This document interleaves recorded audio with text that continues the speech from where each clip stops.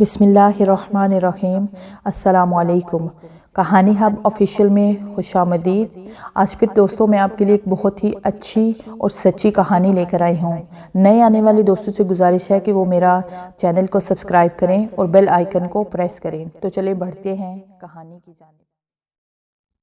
میں نے ڈرتے ڈرتے پیچھے مڑ کر دیکھا تو خون سے بھری کینچی میرے ہاتھ میں تھی۔ بالکل اسی وقت ڈاکٹر کمرے میں داخل ہوا۔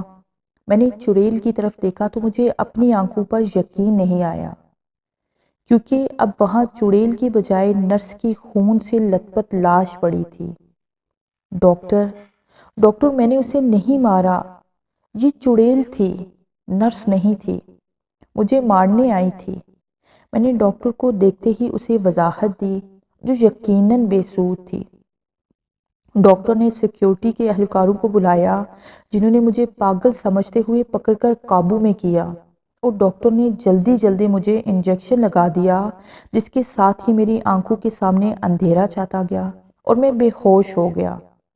جب مجھے ہوش آیا تو میں نے خود کو پہلے کی بجائے کسی اور کمرے میں پایا۔ ابھی تک میں غنودگی کے عالم میں تھا۔ میں نے اٹھنے کی کوشش کی لیکن مجھ سے ہلا نہ گیا۔ میں نے سمجھا شاید کمزوری کی وجہ سے ایسا محسوس ہو رہا ہے، لیکن جب میں نے غور کیا تو میرے دونوں ہاتھ اور پاؤں اسٹریچر کے دونوں اطراف سے بہت مضبوطی کے ساتھ بندھے ہوئے تھے۔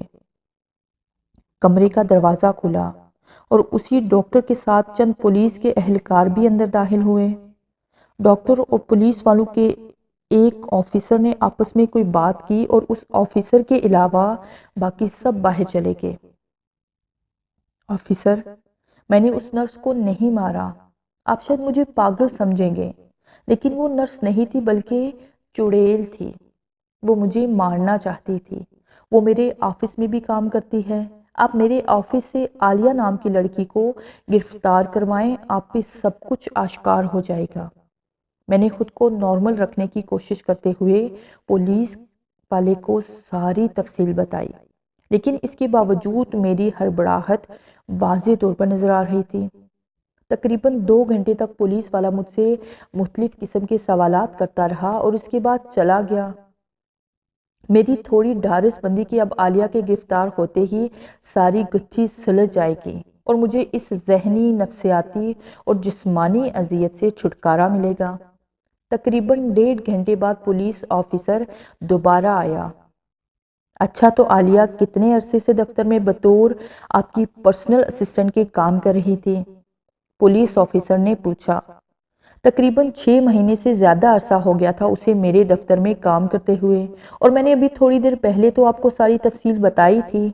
آپ دوبارہ کیوں پوچھ رہے ہیں؟ اور عالیہ کہاں ہے؟ میں نے پریشانی کے عالم میں پولیس آفیسر سے پوچھا۔ آپ خود پاگل ہیں یا ہمیں پاگل بنانے کی کوشش کر رہے ہیں؟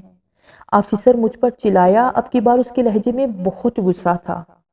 کیا مطلب آپ کا آفیسر؟ میرا یہ مطلب کہ آپ کے دفتر میں عالیہ نام کی کوئی بھی لڑکی کام نہیں کرتی، اور آپ کی پرسنل اسسٹنٹ کی سیٹ بھی پچھلے 6 مہینے سے خالی ہے۔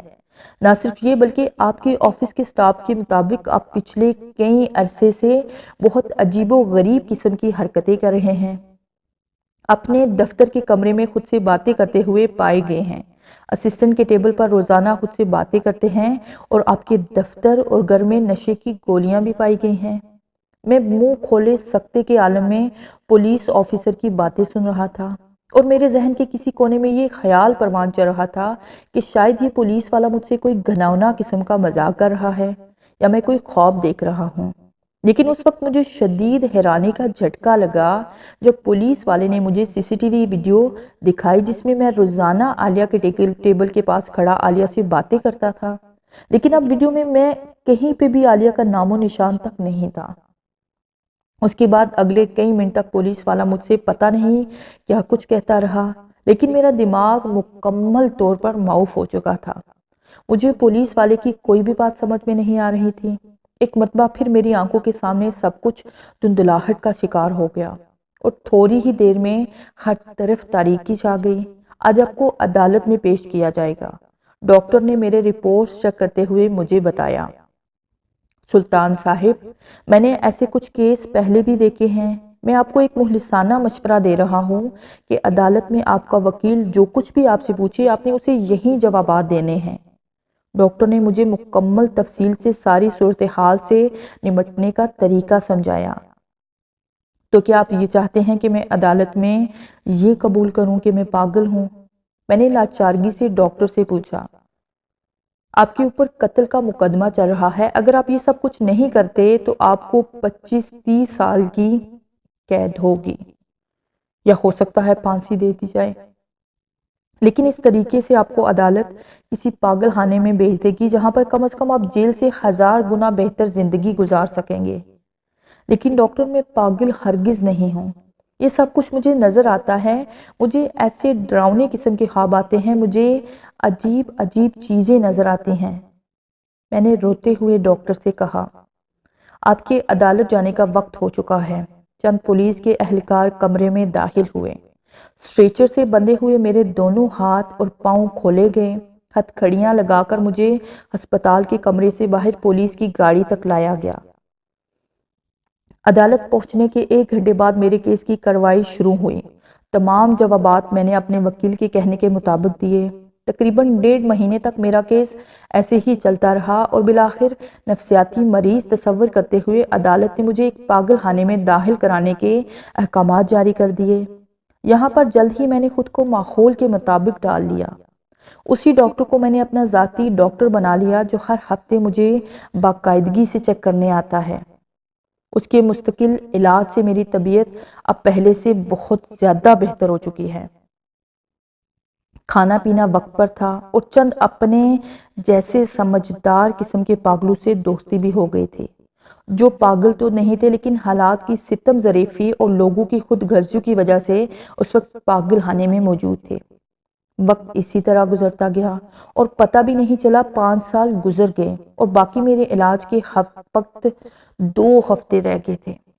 عدالت پہلے ہی میرے قتل کو میرے پاگل پن کی وجہ قرار دے کر مجھے علاج مکمل ہونے کے بعد رہا کرنے کے احکامات جاری کر چکی تھی۔ اس 5 سال کے عرصے کے دوران میں نے اپنی زندگی میں بہت کچھ سیکھا تھا۔ اپنے مشاہدات و تجربات کی بنیاد پر اپنے جیسے لوگوں کو ایسی مشکلات سے بچانے کے لیے میں نے ایک کتاب بھی مکمل کر لی تھی جسے اپنے رہا ہونے کے ساتھ ہی شائع کروانا تھا۔ آج اگر میں زندہ تھا تو اس کا سارا سہرا ڈاکٹر جمال کو جاتا تھا، جن کی حوصلہ افزائی اور مسلسل رہنمائی کی بدولت میں نے یہ کڑا وقت بہت صبر کے ساتھ گزارا۔ اب باہر جاتے ہی ہمیں بھول جائیں گے نا؟ میرے دوستوں نے مجھ سے الوداعی ملاقات کرتے ہوئے کہا۔ ہسپتال سے آج میرا جانے کا دن تھا۔ جہاں مجھے جانے کی خوشی تھی وہیں ان چند دوستوں کی ان حالات کا بھی دکھ تھا، کیونکہ صرف میں ہی ان کے دکھ کو سمجھ سکتا تھا۔ میں نے خود سے وعدہ کیا تھا کہ ہسپتال سے نکلتے ہی میں ان تمام لوگوں کے حق کے لیے، ان کی آزادی کے لیے لڑوں گا۔ ہسپتال کے پورے اسٹاف سے ملنے کے بعد میں جانے کے لیے سیڑھیوں کی طرف چل دیا۔ سیڑھیوں کے پاس پہنچ کر میں نے ایک دفعہ پھر تمام لوگوں کو پیچھے مڑ کر دیکھا اور فرتے جذبات پر قابو نہ رکھتے ہوئے میرے آنسو بہنا شروع ہو گئے۔ میں جلدی سیڑھیوں کی طرف مڑا تو مجھے سامنے لگے شیشے سے باہر نیچے کی جانب کچھ شناسا سے چہرے نظر آئے۔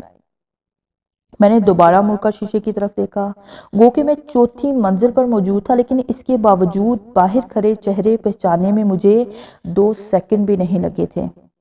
یکدم میرے چہرے کے تاثرات بدل گئے اور غصے سے میرا چہرہ لال ہو گیا اور میرا خون کھولنا شروع ہو گیا۔ باہر عالیہ اور اس کا وہی بھتیجا مانی کھڑے تھے۔ جیسے ہی میری نظر ان پر پڑی وہ مجھے ہی دیکھ رہے تھے جیسے میرا انتظار کر رہے ہوں۔ انہیں دیکھتے ہی میرے سامنے میری زندگی کے پچھلے 5 سال کی بربادی کے سارے مناظر چلنا شروع ہو گئے۔ مجھے میری خوشیوں سے بھرپور زندگی سے عذابوں کے دلدل میں دھکیلنے والی ملزمہ میرے سامنے کھڑی تھی۔ میں اپنے غصے پر قابو نہ پاتے ہوئے فوراً سیڑھیوں کی طرف بھاگا۔ مجھے یوں اچانک بھاگتے ہوئے دیکھ کر ہسپتال کا عملہ بھی پریشان ہو کر میرے پیچھے آنے لگا۔ عالیہ کو دیکھ کر میری آنکھوں میں خون اتر چکا تھا۔ میں بہت تیزی سے نیچے کی جانب بھاگا جا رہا تھا۔